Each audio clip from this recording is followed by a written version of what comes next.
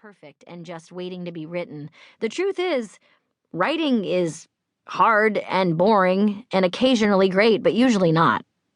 Even I have lied about writing. I've told people that writing this book has been like brushing away dirt from a fossil. What a load of shit.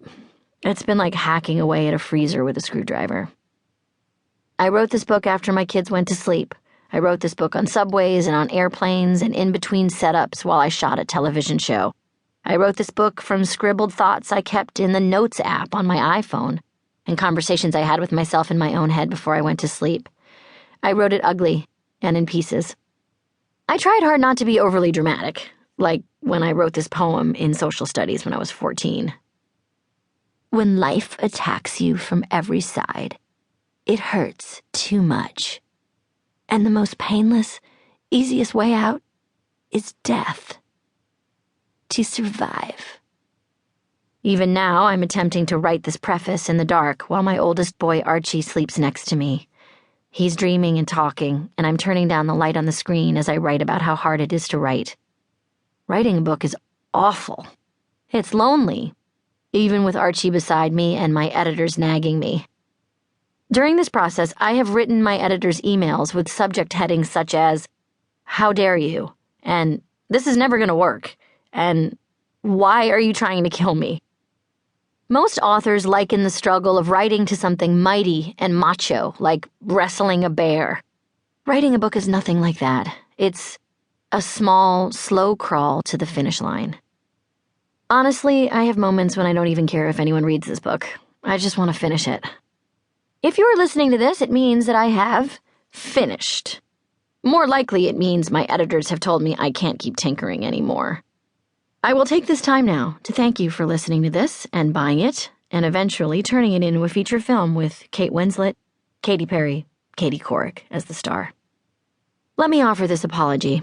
Please, excuse the self-indulgent preface. I know what I'm doing. I'm presenting a series of excuses as to why you should lower your expectations so that you can be blown away by my sneaky insights about life and work. I'm a grown woman.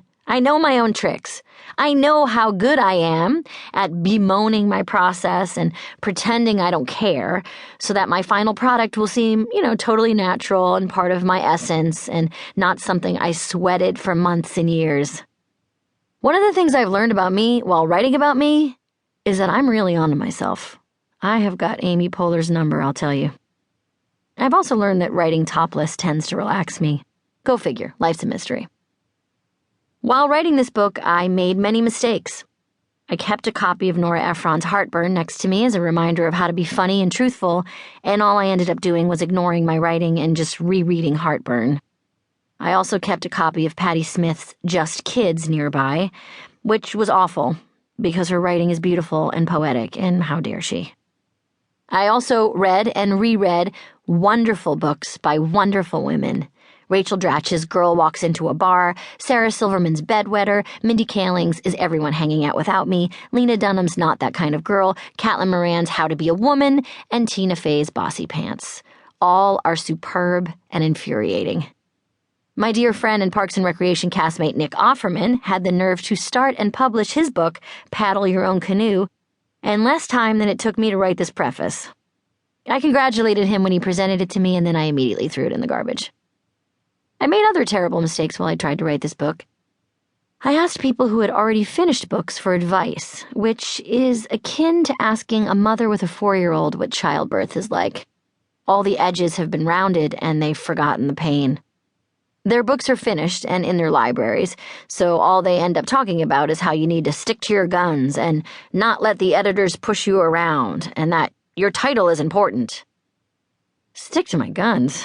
I'm hiding from my editors because I feel so guilty that I haven't worked hard enough and given them something genius or interesting or new. My title is important? Well, then I'm screwed.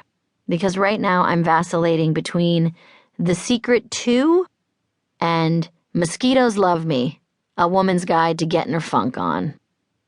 The only people I can stand to read right now are Pema Chodron, who reminds me that life is messy and everything is a dream, and Stephen King and Anne Lamott, who are two of my favorite writers on writing. But now that I think of it, both of them are funnier than me, so they can tie their 68